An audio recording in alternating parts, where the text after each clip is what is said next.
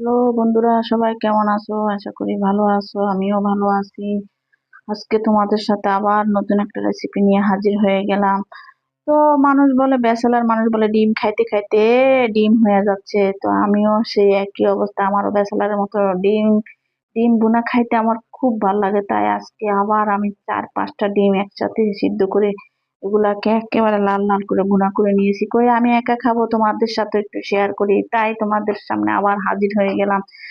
আর তোমাদের কি অবস্থা সবস্থা বলো, তোমাদের ঈদ নিয়ে কি জল্পনা কল্পনা, কে কি কেনাকাটা করছো সবাই আমার সাথে একটু শেয়ার করো। কেননা আমি হইলাম ফকিন্নি মানুষ, আমি কোনো কেনাকাটা নাই। তোমাদেরটা শুনে সেটা আমার মনে একটু সান্ত্বনা দিবে এবং শান্তি পাবো। তোমাদেরটা দেখে আমি তোমাদের সাথে হাই হুল্লা করে আমি মনে করো যে আনন্দটা ভাগ করে নিব।